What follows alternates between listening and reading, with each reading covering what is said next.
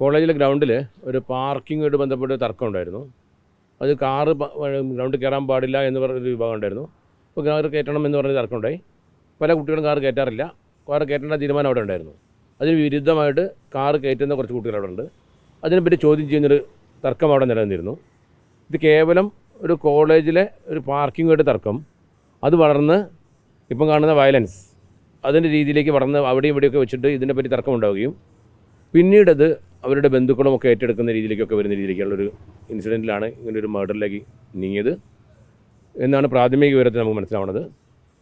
ഇതിൽ വളരെ ദുഃഖകരമായ ഒരു 20 വയസ്സുള്ള ഒരു പയ്യനാണ് ജീവൻ പോയിരിക്കുന്നത്.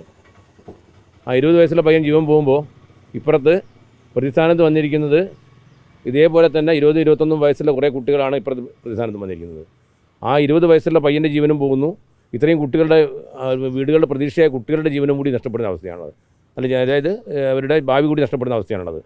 ഇത് വളരെ ഗൗരവമായിട്ട് കാണേണ്ട വിഷയമാണ്.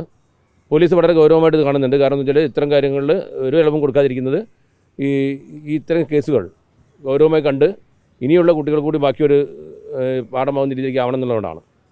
ഈ വയലൻസിൻ്റെ ഭാഗമായിട്ട് തന്നെ ഇവർ ഒരു ഉത്സവ പറമ്പിൻ്റെ ഭാഗത്ത് എത്തുമ്പോൾ വീണ്ടും തർക്കം ഉണ്ടാകുന്നു. അങ്ങോട്ടും ഇങ്ങോട്ടും ചീത്ത വിളിക്കുന്നവർ ചെറിയ ക്ലാഷ് ഉണ്ടായി തിരിച്ചു പോകുന്നു. വീണ്ടും വന്നിട്ട് ഇവർ ആയുധങ്ങളൊന്നും ഇല്ലാതെ തന്നെ കൈകൊണ്ടുള്ള ഇതും ചവിട്ടുമൊക്കെ ആയിട്ടുള്ള ഒരു ആക്ഷനാണ് ഉണ്ടായത്. അതിൽ കൊല്ലപ്പെടുകയാണ് ഉണ്ടായത്. അപ്പോൾ ഇത് ഇവനോടുള്ള തർക്കം അവനെ വകവരുത്തുക എന്ന രീതിയിൽ തന്നെയുള്ള വളരെ ബ്രൂട്ടലായിട്ടുള്ളൊരു മർഡറാണ്. അപ്പോൾ അതിനകത്ത് ഉള്ള പ്രതികളെ നമ്മൾ ഒരു 9 പ്രതികളെ നമ്മുടെ കസ്റ്റഡിയിലുണ്ട്. അതിൽ 3 പേരുടെ നമ്മൾ സ്ഥിരീകരിച്ചിട്ടുണ്ട്. ബാക്കിയുള്ള ആൾക്കാരും കൂടി നമ്മൾ വെരിഫൈ ചെയ്തുകൊണ്ടിരിക്കുകയാണ്. ഒരു ജുവനൈലുണ്ട്. അപ്പോൾ അവരുടെ ഒക്കെ ഓരോരുത്തരുടെ റോൾ പ്രത്യേകം നോക്കി മനസ്സിലാക്കി നടപടിയായിട്ട് മുന്നോട്ട് പോകും. സ്ട്രോങ് ആയിട്ടുള്ള പോലീസ് ആക്ഷൻ നടക്കുന്നുണ്ട്. ഈ വകവരുത്തുക എന്ന ഉദ്ദേശത്തോടു കൂടി നടത്തിയ ഒരു കൊലപാതകം എന്ന് പറയുമ്പോൾ കൃത്യമായിട്ട് ഒരു ആസൂത്രണം അതിലുണ്ടായിരുന്നു. ഇവർ ആസൂത്രണം എന്ന് പറയുമ്പോൾ ഇവിടെ ആൾക്കാരെ അങ്ങോട്ടും ഇങ്ങോട്ടും വിളിക്കുന്നുണ്ടല്ലോ. നമ്മുടെ ടീം ആളുകൾ വിളിച്ചു വരുത്തുന്നുണ്ട്. 2 ടീമും അങ്ങോട്ടും ഇങ്ങോട്ടും തർക്കത്തിൽ ആളുകൾ വിളിച്ചു വരുത്തുന്നുണ്ട്. ആ വിളിച്ചു വരുന്നതിന് ശേഷം ഒരാളെ ചവിട്ടി പിടിക്കുക, വളരെ ചവിട്ടുക, നാവിക്ക് ചവിട്ടുക, കഴുത്തിന് ചവിട്ടി പിടിക്കുക എന്നൊക്കെ ചെയ്യുമ്പോൾ ജീവൻ പോകുമെന്ന കാര്യം ഉറപ്പാണ്. അതിൻ്റെ ഒരു ആസൂത്രണം കാണുന്നു. സുഹൃത്തിനെ ആക്രമിക്കുന്ന സമയത്ത്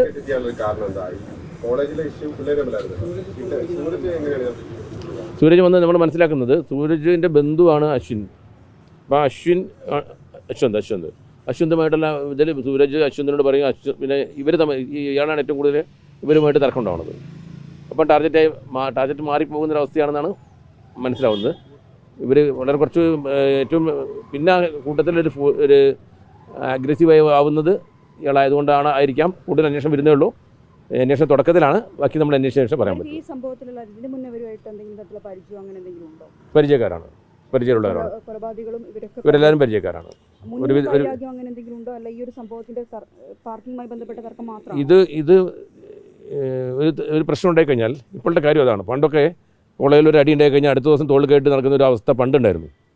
ഇപ്പോൾ എന്തെങ്കിലും ഇഷ്യൂ ഉണ്ടായാൽ അത് റിവെഞ്ച് വെച്ച് നടക്കുന്ന രീതിയിലേക്കുള്ള രീതിയാണ് ഇപ്പോൾ നമുക്ക് കാണുന്നത്. ഇതാണ് അപകടകരമായ രീതിയിലേക്ക് വരുന്നതും. പണ്ടും ഈ കോളേജുകളിലൊക്കെ അടികളും അത് പഠിക്കുന്ന സമയത്ത് രാഷ്ട്രീയ പാർട്ടികൾ തമ്മിൽ വലിയ വലിയ സംഘടനകൾ ഉണ്ടായിട്ടുണ്ട്. ആ സംഘടന കഴിഞ്ഞ് 1-2 ദിവസം കഴിയുമ്പോൾ അവർ ഒരുമിച്ച് ക്യാൻറ്റീനിൽ പോയി ചായ കുടിക്കുന്ന ഒരു അവസ്ഥയൊക്കെ ഞങ്ങളുടെ കാലത്തുണ്ടായിരുന്നു. ഇപ്പം അവസ്ഥ കാണുന്നത് വെച്ചാൽ ഇപ്പോൾ എന്തൊരു ഇഷ്യൂ ഉണ്ടായാൽ പിന്നെ അത് പകവെച്ച് അത് തീർക്കണം, അതിന് പണി കൊടുക്കണം, അവനെ കാണിച്ചു കൊടുക്കണം. ആ രീതിയിലുള്ളൊരു വയലൻസ് പോകുന്നതിൻ്റെ ഭാഗമായിട്ടാണ് മനസ്സിലാവുന്നത്. ആയുധങ്ങൾ ഉപയോഗിച്ചിട്ടില്ല എന്ന് പറയുന്നത് അപ്പോൾ പോസ്റ്റ്മോർട്ടത്തിൽ പ്രാഥമികമായ ഒരു കണ്ടെത്തലല്ല അത്തരം കാര്യങ്ങൾ എന്തായാലും പോലീസ് സർജൻ ഇപ്പോൾ പറഞ്ഞിട്ടുണ്ടാവുമല്ലോ. എന്താണ് മരണം? അല്ല, ശ്വാസം മുട്ടി മരണപ്പെട്ടതിന് ഇതിനാണ് പറയുന്നത്. അത് കഴുത്തിനേറ്റ ക്ഷതവും അതുപോലെ വൈറ്റൽ പാർട്സിനേറ്റ ക്ഷതവുമാണെന്നാണ് പ്രാഥമികമായി മനസ്സിലാവുന്നത്. വിശദമായ റിപ്പോർട്ട് കിട്ടണം.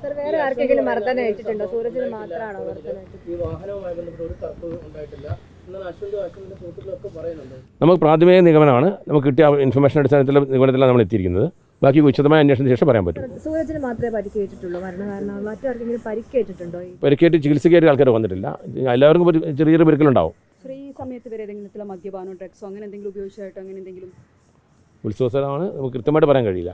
നമുക്കൊരു തെളിവില്ലാതെ നമുക്ക് കാര്യങ്ങൾ പറയാൻ പറ്റില്ല. കഴുത്തിനേറ്റ മർദ്ദനവും പിന്നെ ആന്തരിക അവയവങ്ങളും അത്തരത്തിലാണോ? എങ്ങനെയാണ് അത് പോസ്റ്റ്മോർട്ടം റിപ്പോർട്ട് പ്രോപ്പറായി കിട്ടിയിട്ടേ എനിക്ക് പറയാൻ പറ്റുള്ളൂ. പ്രാഥമികമായിട്ട് നമുക്ക് അതേ പറയുന്നത് ചവിട്ടി പിടിച്ചതിലും ചവിട്ട് കൊണ്ടതിലും ശ്വാസം മുട്ടിയിട്ടുണ്ടാവാം. പിന്നെ അതിന് ശേഷം വീണ്ടും ആക്രമണം വരുമ്പോൾ ഒരു ഇഞ്ചുറി പറ്റുകയും വീണ്ടും അതിലേക്ക് മൾട്ടിപ്പിൾ ഇഞ്ചുറിയിലേക്ക് വരുമ്പോൾ കഴുത്തിന് ക്ഷതമാണെന്നാണ് പ്രാഥമികമായി മനസ്സിലാവുന്നത്.